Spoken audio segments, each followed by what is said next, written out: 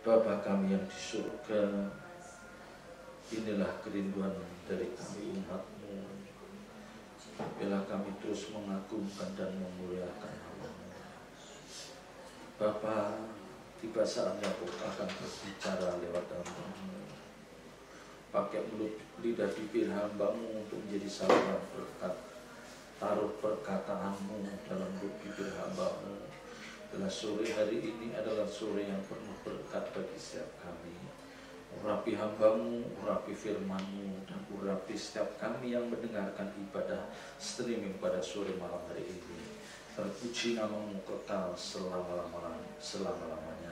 Dalam nama berkat Tuhan Yesus Kristus kami berdoa dan mengucap syukur. Haleluya. Amin. Silahkan Bapak Ibu sudah duduk kembali. Haleluya.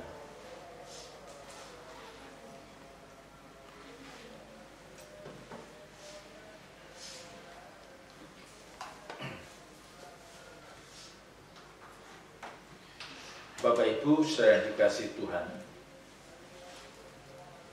bahwa perjalanan hidup orang percaya ini hampir semuanya tidak ada yang berjalan mulus, ya.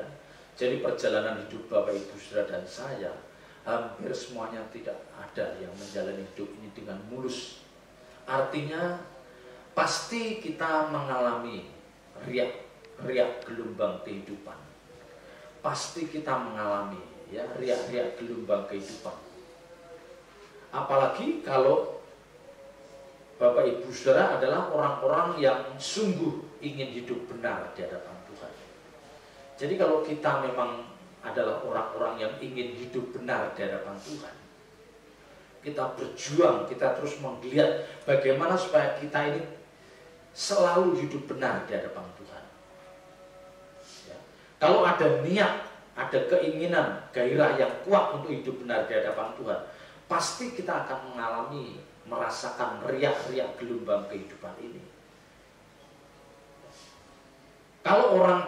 Kalau orang percaya tidak ada niat, tidak ada gairah untuk hidup benar di hadapan Tuhan. Jadi dia menjalani hidup seperti yang dia mau, menjalani hidup seperti keinginan daging mereka.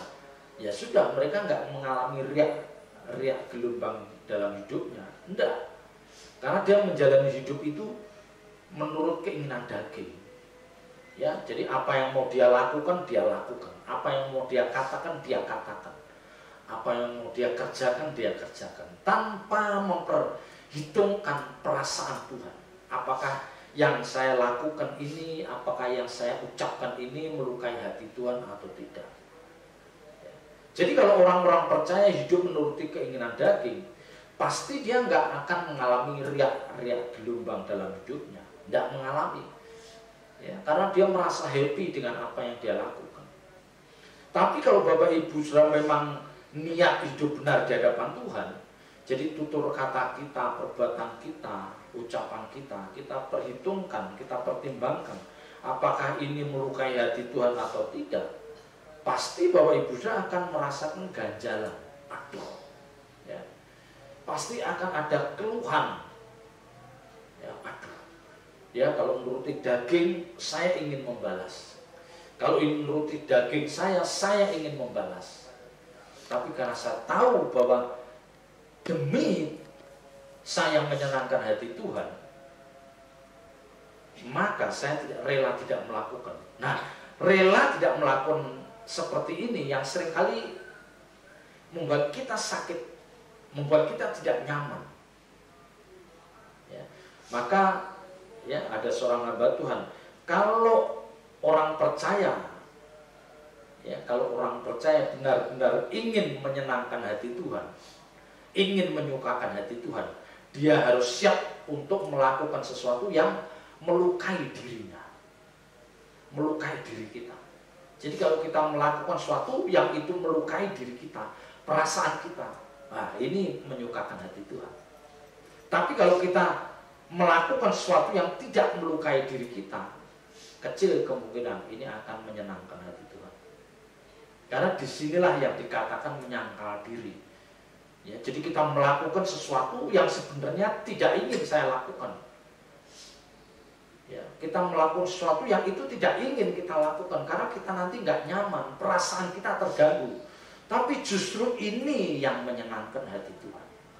Ya, suruh ngalah, suruh bagaimana nahan emosi, ya, suruh kita murah hati. Kita dipaksa, setengahnya kita dipaksa oleh murah hati. Karena kita lihat di antara saudara kita hanya kita yang mampu. Waduh, ini saudara kita yang lain dalam keadaan sulit, hanya kita yang mampu. Waduh, tapi nggak ada pilihan. Ya sudah, itulah kita kerjakan. Kita luka, perasaan kita terluka, nggak nyaman. Tapi justru disitulah Tuhan akan disukakan. Justru disitulah Tuhan akan dibuat bangga dengan apa yang kita lakukan. Ya. Jadi demi menggenapi panggilan kita untuk mengabdi di hadapan Tuhan, seringkali kita harus melewati masa-masa seperti itu. Ya, masa-masa seperti itu. Panggilan kita menemukan panggilan, kita sudah menemukan panggilan kita untuk mengabdi di hadapan Tuhan. Tapi demi menggenapi panggilan itu, kita harus lewat masa yang sulit itu. Lewat masa yang sulit itu. Bagaimana ketika kita melewati masa yang sulit, yang secara jasmani ini cukup melukai kita, tapi bagaimana kita tetap berpikiran positif. Jadi tetap kita bersuka cita, kita tetap punya pikiran positif. Ya, artinya apa? Artinya kita tidak menyalahkan siapapun, kita tidak mencari kambing hitam, tetapi kita tetap fokus bagaimana kita bisa menggenapi panggilan itu.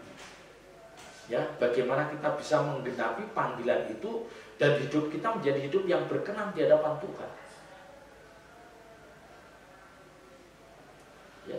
Jadi bahkan ketika keadaan itu tidak nyaman, ketika keadaan itu kita rasakan tidak nyaman, kita tetap berpikiran positif.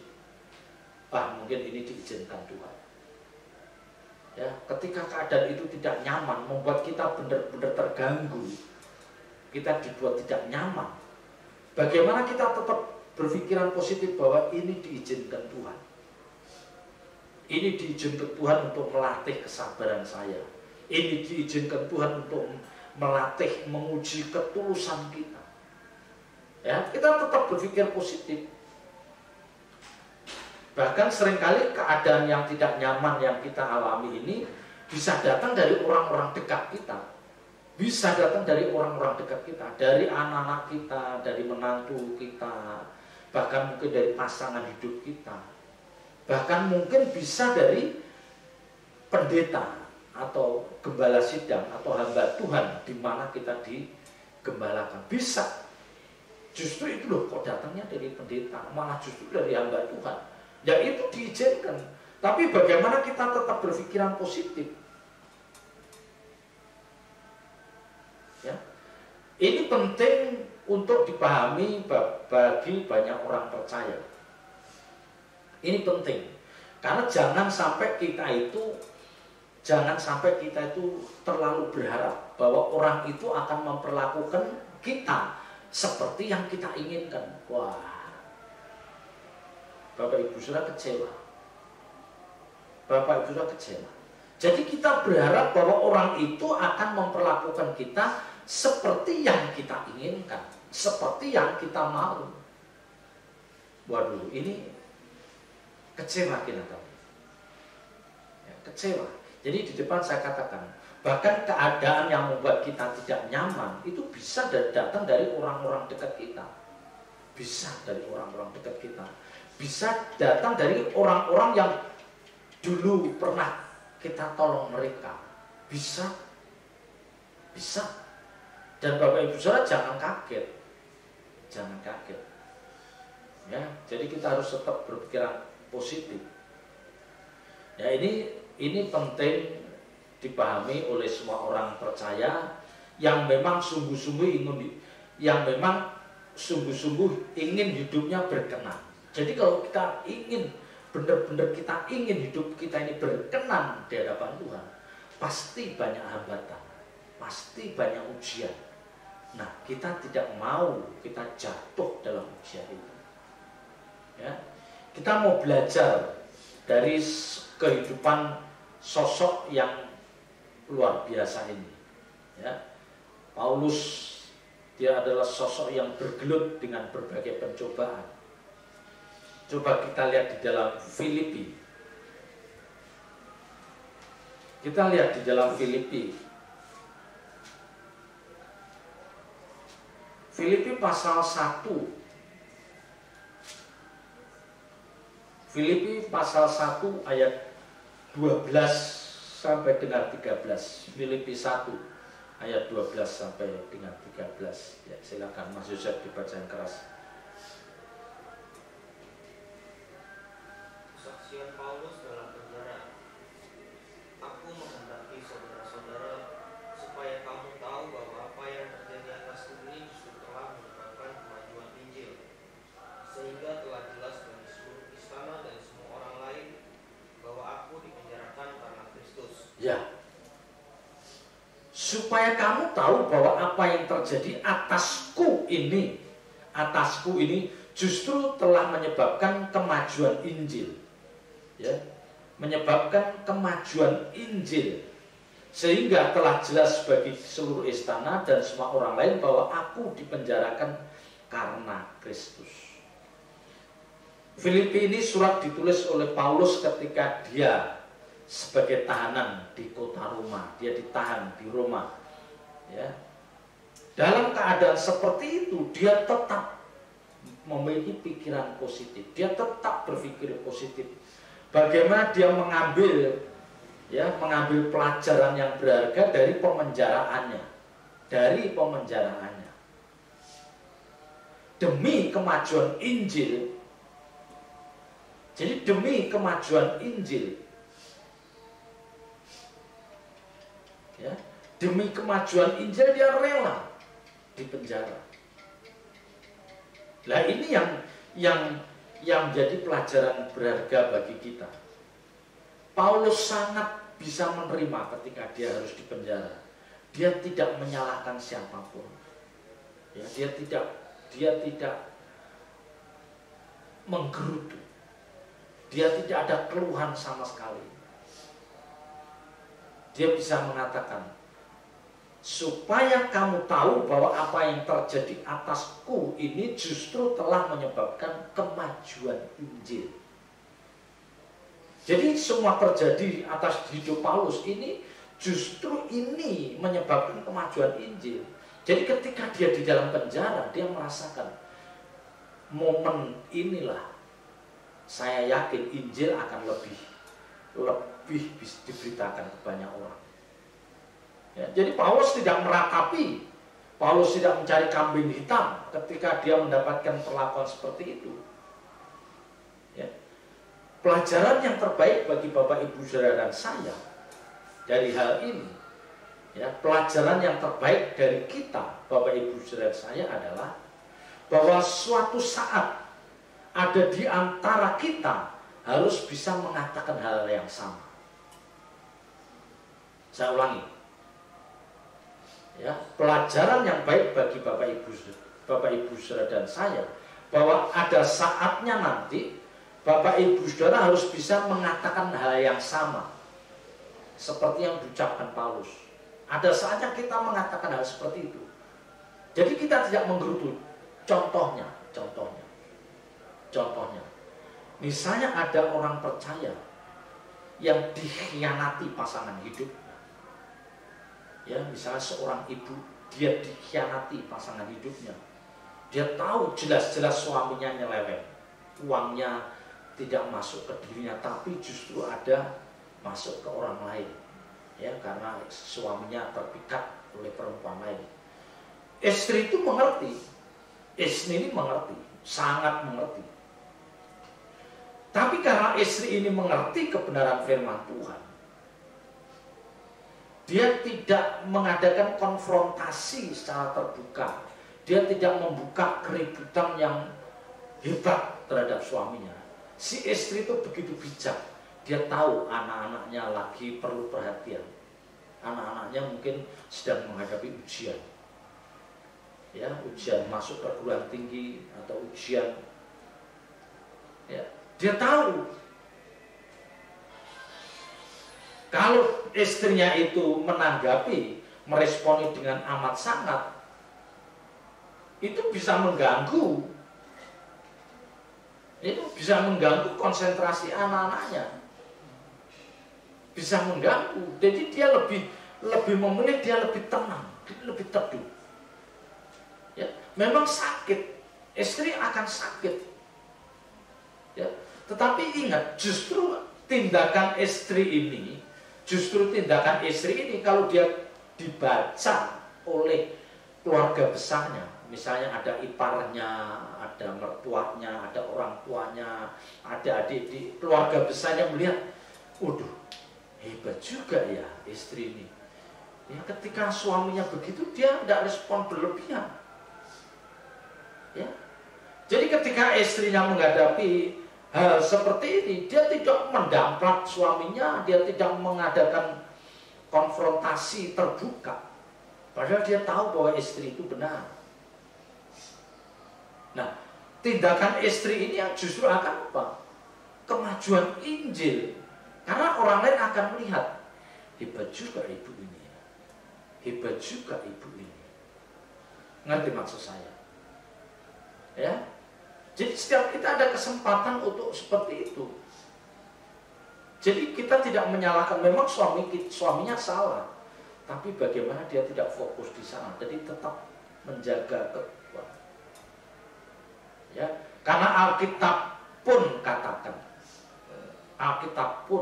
kalau ada suami-suami yang tidak takut akan Tuhan, dia keluar dari kebenaran firman Tuhan, biarlah dia dimenangkan oleh kelakuan istrinya. Jadi para suami-suami yang hidupnya tidak benar di hadapan Tuhan, istri jangan diimbangi dengan perkataan yang wah, membombardir, wah, diserang. Nah, Alkitab tidak mengajarkan seperti itu. Suaminya itu harus dimenangkan oleh kelakuan istrinya. Tabiat perbuatan istrinya ini yang harus bisa membuat suaminya ini bertobat. Nah, disinilah ini persis seperti Paulus. Dalam kesempatan seperti itu, dia tidak menyalahkan, dia tidak mencari kambing hitam, dia tidak membela diri. Tetapi bagaimana justru dengan perlakuan orang seperti itu, Injil diberitakan.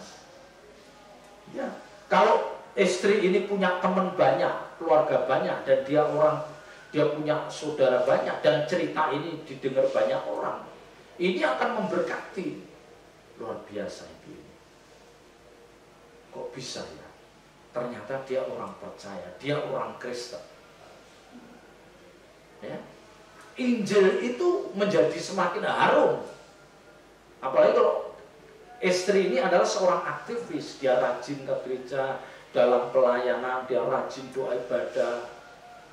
Disinilah Injil ini akan harum. Demikian juga bapak-bapak yang di kantor ditekan oleh atasannya, diperlakukan dengan tidak wajar, diperlakukan dengan tidak adil, tapi kita tetap loyal terhadap perusahaan, kita tetap hormat kepada atasan. Kita tidak melawan. Sampai akhirnya nanti atasan itu bisa mengatakan, beda ini beda dengan anak buah saya yang lain. Ya. Jadi hal-hal ini pasti akan dialami oleh orang percaya. Ya, pasti akan dialami oleh setiap bapak ibu saudara. Juga anak-anak kita yang kuliah, anak-anak kita yang sekolah.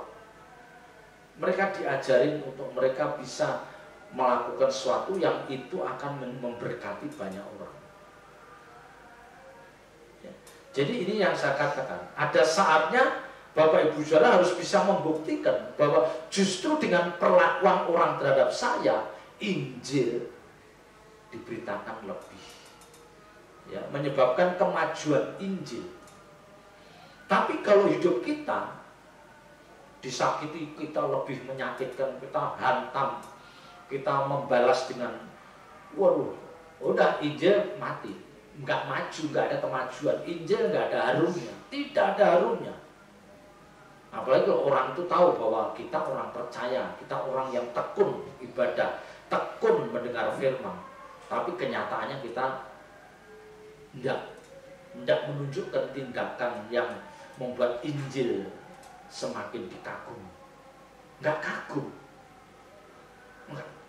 nggak kagum.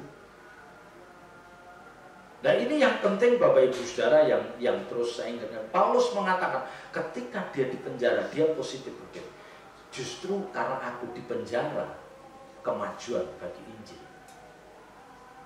Ya, sama kita, justru karena aku diperlakukan tidak wajar, aku diperlakukan tidak adil, aku direndahkan, justru disinilah Injil diberitakan.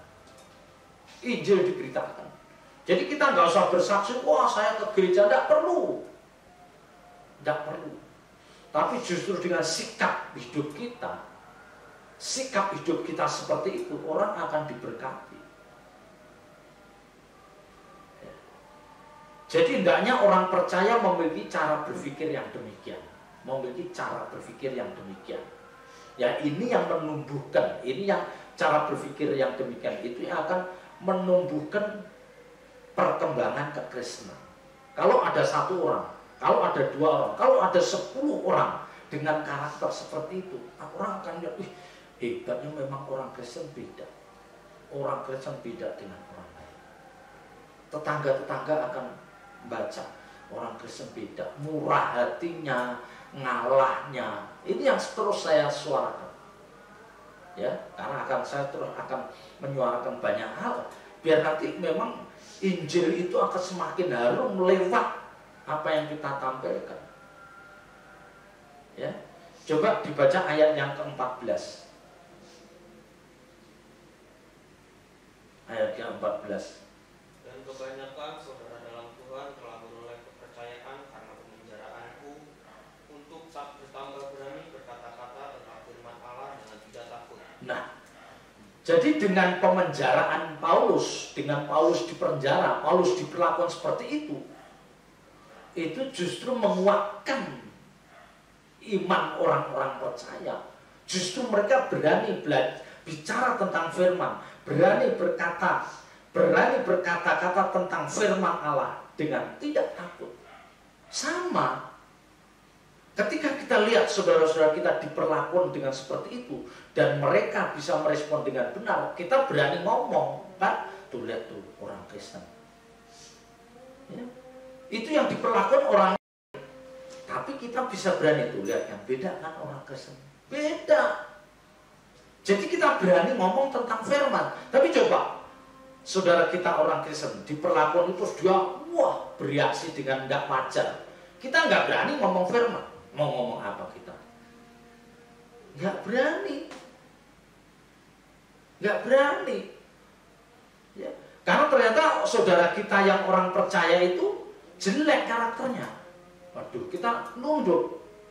Malu kita. Ya, kita malu. Karena orang yang kita banggakan, yang mestinya dia bisa menunjukkan karakter yang bagus, menunjukkan respon yang luar biasa, ternyata tidak. Kita malu sebagai orang Kristen.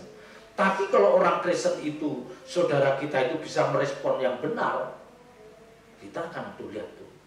Padahal dia benar, tapi dia nggak balas. Hebat dia. Memang diajarkan gitu. Jadi kita bisa ngomong tentang firman. Tampar pipi kiri, pasti pipi kanan. Ya, dianiaya musuhnya, kita justru mendoakan musuhnya. Jadi Injil itu makin kita makin berani ngomong firman. Sekalipun kita nggak harus nyebutkan ayatnya, wah di firman, enggak juga. Tapi paling tidak kita berani ngomong tentang kebenaran. Ya, di kantor pun Bapak Ibu saudara dan saya sebagai minoritas, kita harus berani tunjukkan bahwa kita memiliki kelas yang berbeda. Jadi memang memang harus ada orang-orang percaya yang sepertinya jadi martir, ya. Jadi kita harus punya orang tokoh-tokoh orang percaya yang diperlakukan seperti itu dan dia merespon dengan benar dan kita meneladani. Ini dia akan menjadi buah bibir, tapi buah bibir yang positif. Dia menjadi omongan orang, tapi untuk hal yang positif. Hebat ya dia, luar biasa. Ya, padahal dia orang yang murah hati, tapi dia diperlakukan seperti itu. Orang yang pernah ditolongnya memperlakukan dia diam saja, dia tidak membalas. Padahal dia punya kedudukan, dia punya pangkat. Yang memperlakukan gitu orang yang pangkatnya rendah, tapi dia diam, dia tenang. Nah, orang seperti ini yang nanti akhirnya Injil ini makin bau harum. Ya. Jadi hal demikian ini, hal yang apa yang saya sampaikan itu sejatinya sering terjadi dalam hidup kita tuh sering. Kita diperlakukan tidak adil dengan atasan, dengan teman kerja, kita direndahkan, diperlakukan dengan sering terjadi di lingkungan, di keluarga besar, kita sering dapat perlakuan itu. Tapi masalahnya kita seringkali respon kita salah. Respon kita salah. Ya.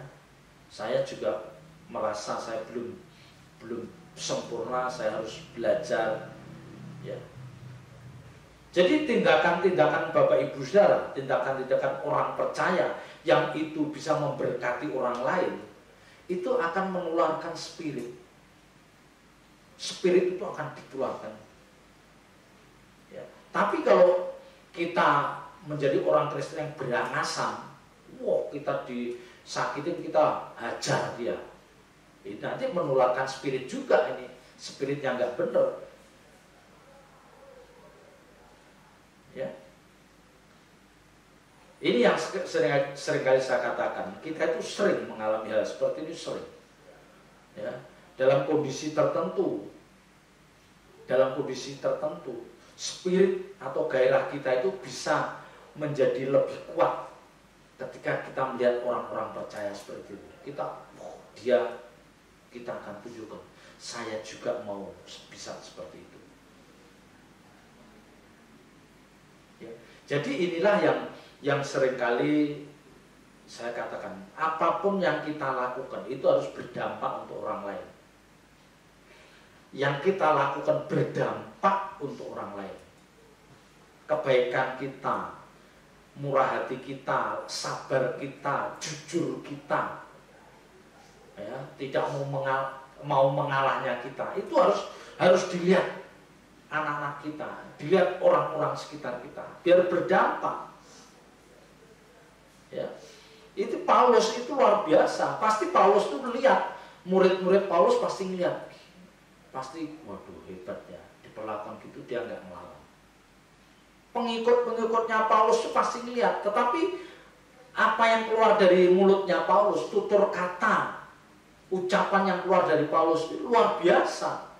Dia katakan, ya, justru ini yang akan memberkati. Justru karena hal ini orang-orang jadi berani bicara tentang kebenaran. Berani mereka. Ya, mereka berani. Ya. Jadi Paulus ini adalah sosok yang benar-benar teruji. Coba kita lihat di dalam Filipi pasal 4. Filipi pasal 4 ayat 11 dan 12 yang keras ya.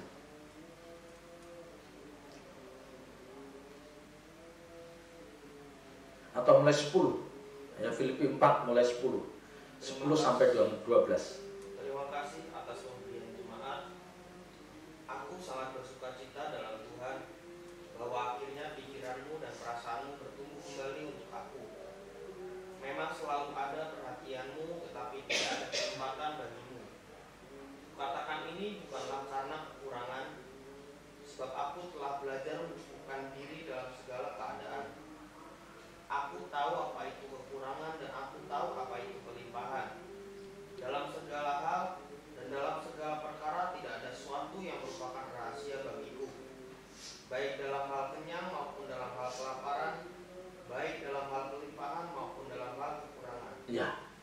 Ini kan Paulus ini mengucapkan terima kasih atas pemberian dari jemaat Filipi. Ya, Paulus benar-benar memerlukan pertolongan secara materi dalam pelayanannya. Dan dia mengucapkan terima kasih. Ayat 11 katakan, kukatakan ini bukanlah karena kekurangan. Jadi dia mengatakan itu bukan karena kekurangan, tapi dia memuji. Ya, dia memuji perhatian orang-orang Filipi. Ayat 10, aku sangat bersukacita dalam Tuhan bahwa akhirnya pikiranmu dan perasaanmu bertumbuh kembali untuk aku. Jadi kalau Paulus itu mendapatkan berkat jasmani dari orang-orang Filipi, dia bukan berkatnya itu yang membuat dia senang. Wah, aku asik, aku diberi orang. Tetapi Paulus yang membuat Paulus bangga, Paulus bersukacita. Karena apa? Akhirnya pikiranmu dan perasaanmu bertumbuh. Ya.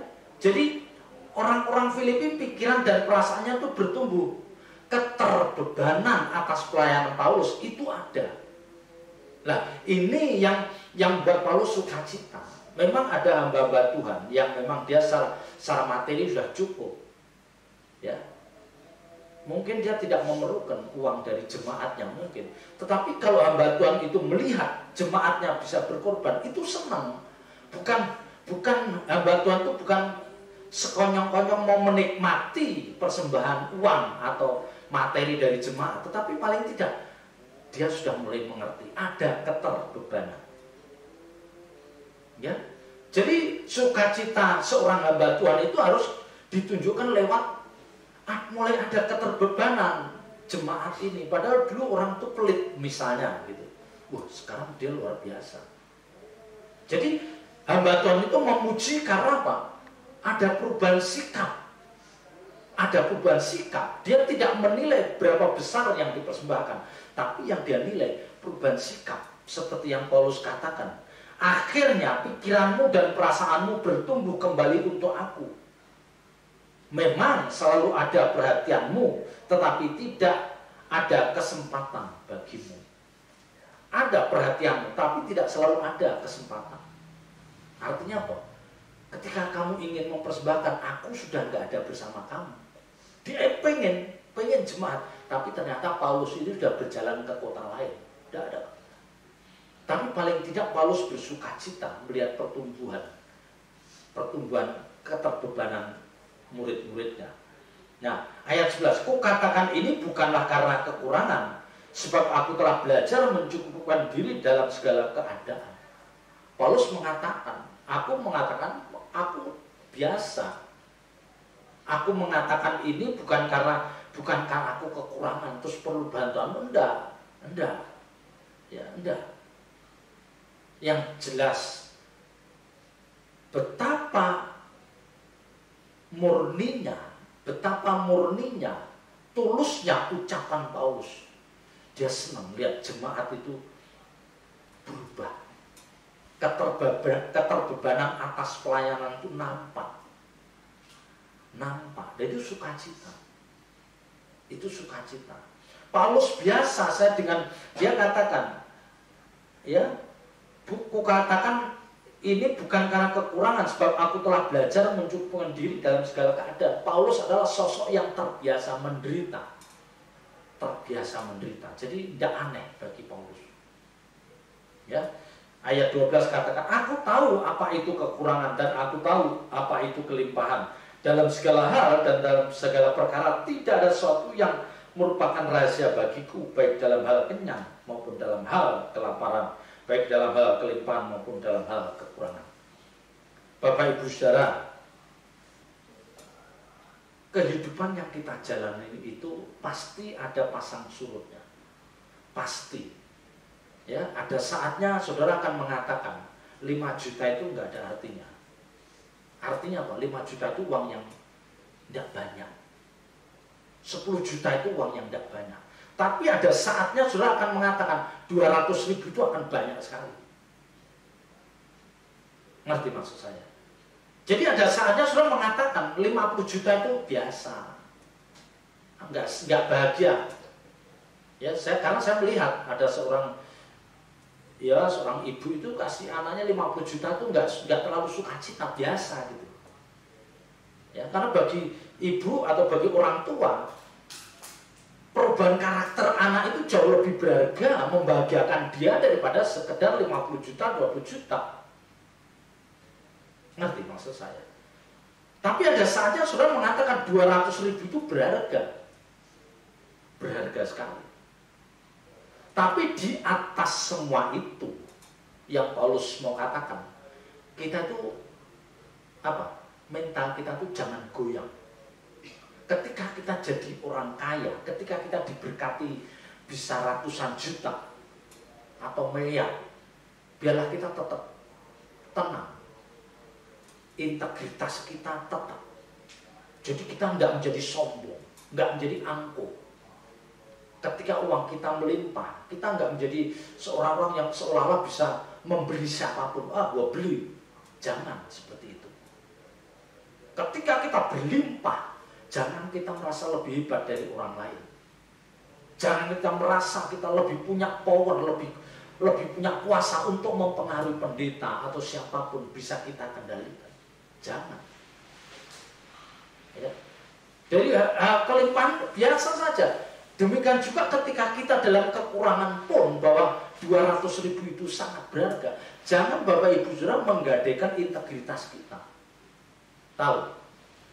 Jadi ketika kita menganggap 200.000 itu berharga, dan ada orang yang mau nolong kita, ngasih kita 5 juta, 200.000 aja kita anggap berharga, apalagi 5 juta, waduh.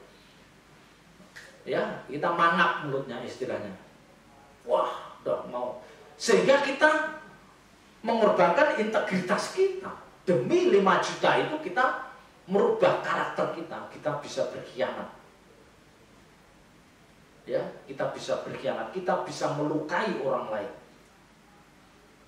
Bahkan yang lebih sadis, yang lebih tragis. Yang lebih tragis, kita menggadaikan karakter kita. Kepribadian kita gadaikan. Hanya karena diiming-imingin 5 juta, 10 juta, ditawarin HP baru. Ya, kalau di kehidupan di kota besar kan gitu, anak-anak khususnya wanita-wanita itu tergoda dia. Ya, tergoda dia. Rontok imannya. Lihat 50 juta, 20 juta. Sementara untuk sebagian orang 20 juta itu kecil. Tapi apa iya kita mau menggadaikan integritas kita untuk uang segitu? Ya, ini Paulus mau ngomong, soal kenyang aku sudah biasa, soal limpah aku sudah biasa. Dan dia tidak bergeming. Dia tetap bisa menjaga integritas. Ya, jadi saya mau bicara, yang mau saya sampaikan, ketika Bapak Ibu sudah diizinkan dalam kondisi yang terpuruk, jangan kita memiliki mental yang rendah. Ya, kita memiliki mental yang rendah. Tahu kan mental yang rendah? Kita nipu, ya, nipu karena kita menganggap 200.000 itu wah berarti. Kita nipu orang lain 500.000, wah kita bangga. Jangan karena kita menganggap 200.000 itu besar terus kita rela menipu. Jangan. Ya, tetaplah kita memiliki integritas itu sekalipun dalam keadaan kekurangan. Juga ketika kita memiliki puluhan juta, ratusan juta atau miliar, jangan kita juga menggadaikan integritas kita. Ya, kita mengkhianati pasangan hidup kita. Itu yang paling berbahaya. Kita mengkhianati pasangan hidup kita. Ini yang paling membahayakan. Ya. Jadi yang disampaikan Paulus ini dia hanya mengatakan betapa kuatnya mental Paulus ini, betapa kuatnya. Dia sosok yang sudah mengalami pasang surut kehidupan, naik turun, tidak bergeming. Ya, dibawa dalam kondisi yang paling ekstrim pun, ketika jiwanya terancam pun dia tidak bergeming. Ya, dia tidak bergeming. Ya, secara lahiriah Paulus ini boleh berbangga. Ini Paulus ini bukan orang sembarangan. Paulus ini secara lahiriah, kalau dia mau menyangkali, ya kalau dia mau menyangkali, dia nggak mau menjadi pelayan Tuhan, dia mau hidup seperti orang-orang Farisi hidup, kaya dia. Alkitab katakan dia dari suku Benyamin, orang Ibrani asli, orang Farisi, bahkan dia anggota Sanhedrin. Alkitab katakan secara hukum Taurat, ya, dia tidak bercacat dalam mentaati hukum Taurat. Tapi semua itu bukan kebanggaan. Ya. Jadi Paulus namanya kelimpahan, itu dia pasti sudah mengalami. Sebelum dia bertobat, pasti dia sudah mengalami yang namanya kelimpahan. Yang namanya terhormat, dia sudah merasakan. Sudah merasakan. Ya. Nah, ketika dia masuk dalam pelayanan, yang dia menjadi sosok yang dipertaruhkan oleh Tuhan, dia mengalami aniaya, dia mengalami penderitaan, dia tenang, dia tetap tenang. Keadaan apapun yang dialami, dia tetap bersyukur dalam keadaan itu. Keadaan apapun yang dialami, dia tetap bersyukur pada keadaan itu. Dia merasa tidak perlu mengasihi diri sendiri. Hebat. Dia merasa tidak perlu mengasihi diri sendiri, tidak perlu.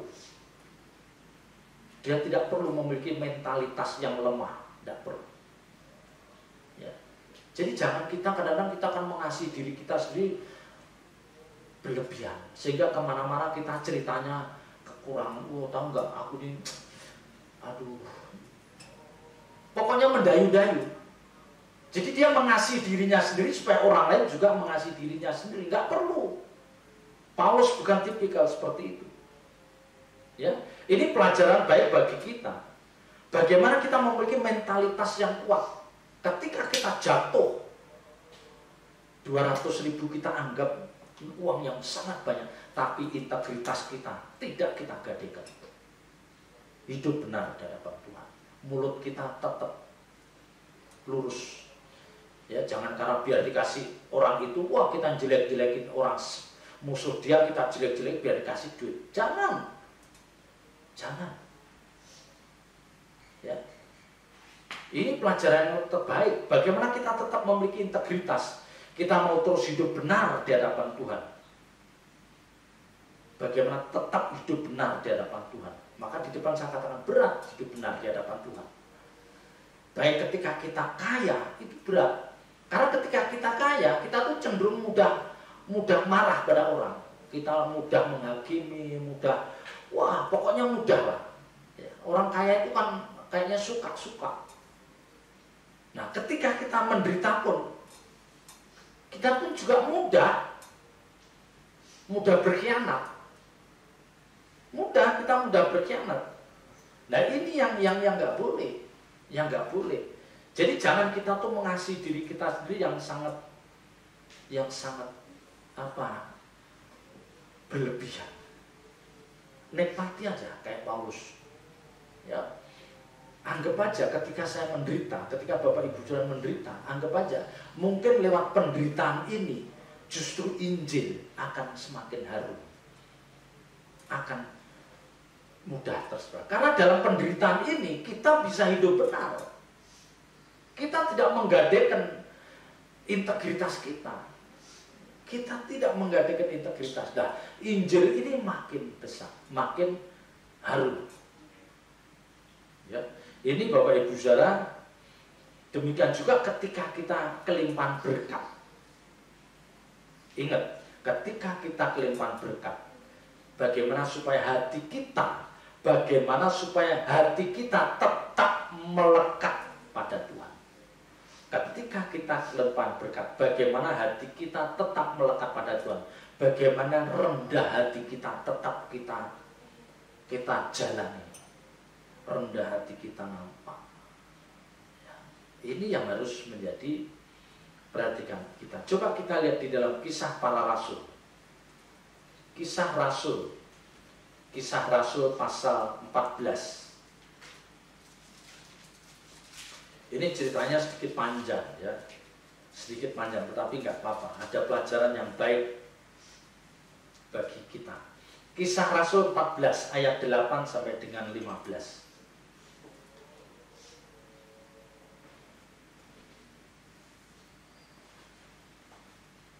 Ya, silakan.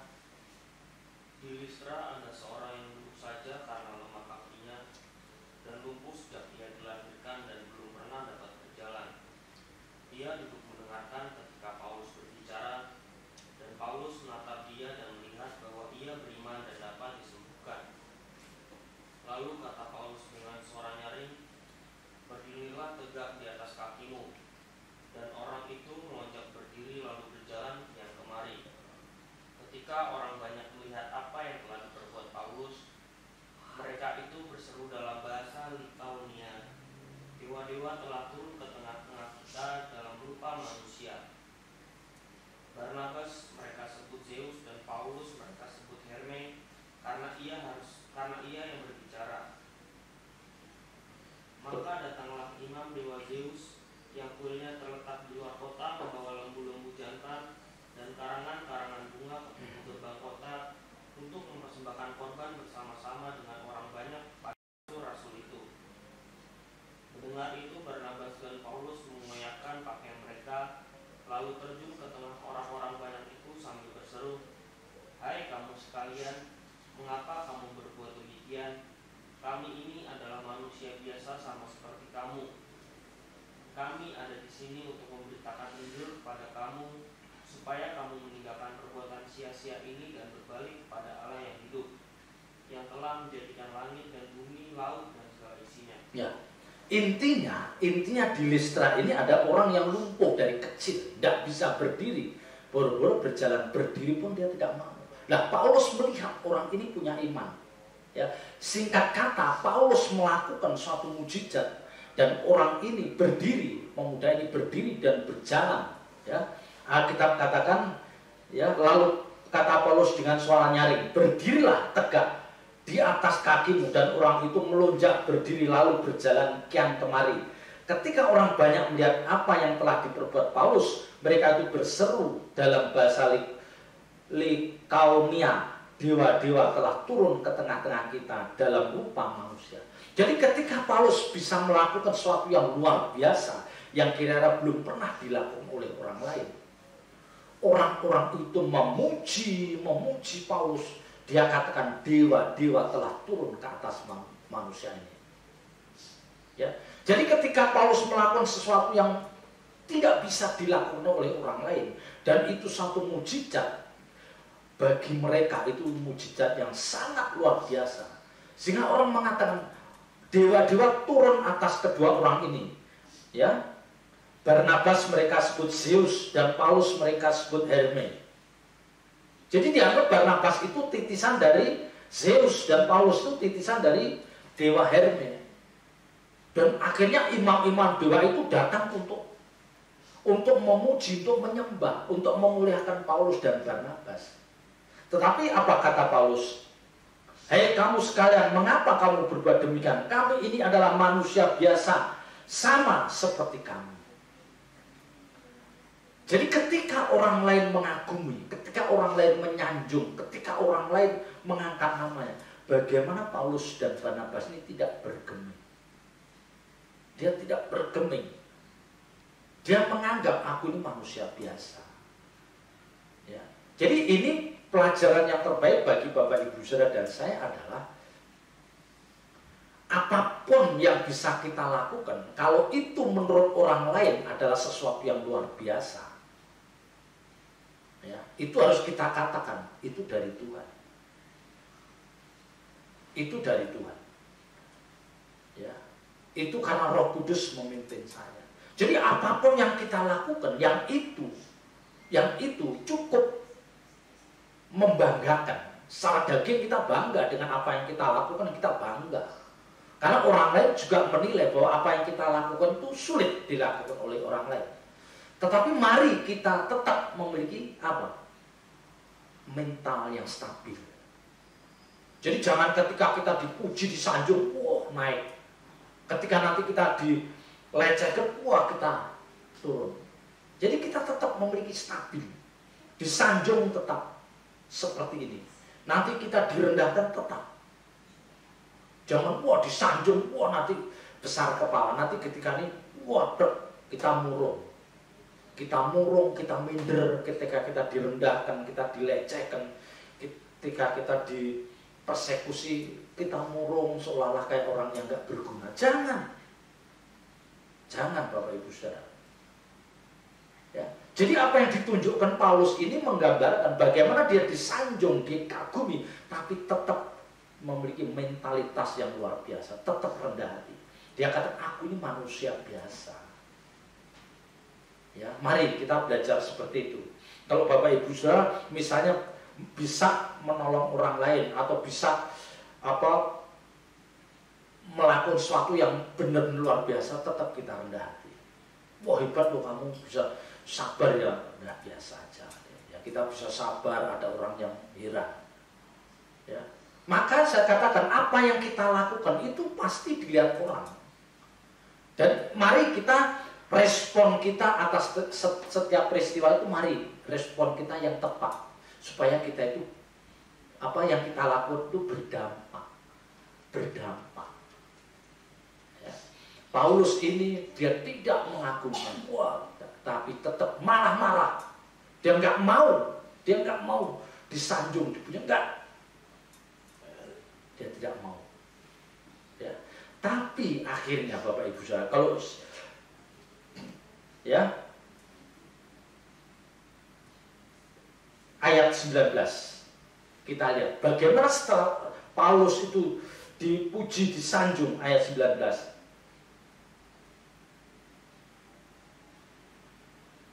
Ya, terus dari Kisah Rasul 14 ayat 19. Tetapi datanglah orang-orang Yahudi dari Antioquia ya, dan Ikonium, dan mereka membujuk orang banyak itu memihak mereka.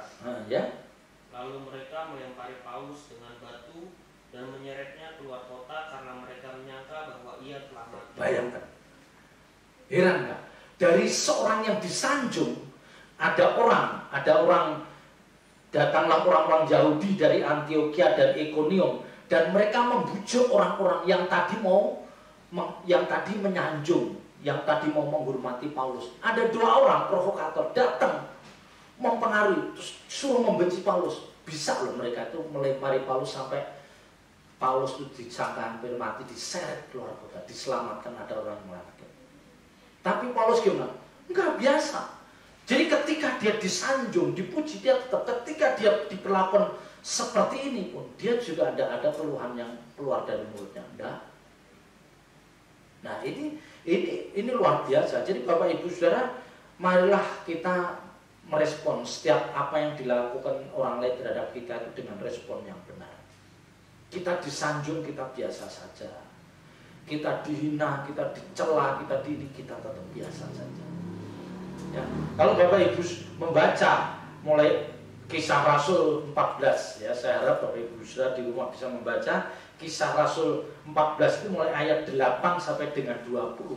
Kita bisa mengagumi betapa luar biasanya Paulus, dan kita juga bisa heran orang-orang itu kok demikian mudah diprovokasi oleh orang yang baru datang, begitu mudah. Ya.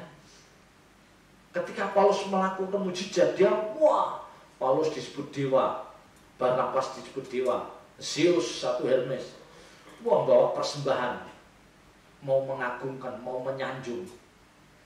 2 orang datang dipengaruhi, dia bisa loh melemparin Paulus. Ya, jadi memang kita ini kehidupan nyata. Jadi jangan heran kalau nanti orang-orang yang dulu baik dengan Bapak Ibu Saudara nanti akhirnya juga memperlakukan kita seperti itu.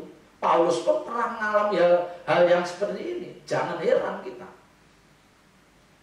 Ya, jangan heran. Nanti ada orang-orang yang dulu menyanjung kita, dulu menghormati kita, dulu respect terhadap kita. Tapi karena hasutan 1-2 orang, mereka jadi membenci kita. Mereka jadi antipati sama kita. Itu biasa saja. Ingat, Paulus pun juga mengalami hal yang sama. Jadi kita jangan terus, jangan. Biasa saja Bapak Ibu Saudara. biasa saja. Biasa saja. Ya. Malam hari ini yang bisa saya sampaikan. Ya, bagaimana kita harus selalu berpikiran positif. Apapun yang terjadi atas hidup kita, kita tetap berpikiran positif. Dan kita tetap, mental kita tetap teguh. Enggak, wow, dipuji gini, direndahkan langsung. Jangan. Mau dipuji, ya, mau disanjung, mau dihina, mau direndahkan, kita tetap fokus kita, bagaimana hidup kita berkenan di hadapan Tuhan. Bagaimana hidup kita berkenan di hadapan Tuhan. Ini tidak mudah, tapi saya yakin dan percaya bahwa Ibu Saudara mampu untuk melakukan hal ini. Selamat berjuang, Tuhan Yesus memberkati. Haleluya. Mari kita bangkit berdiri, kita angkat pujian, Tuhan ambil hidupku.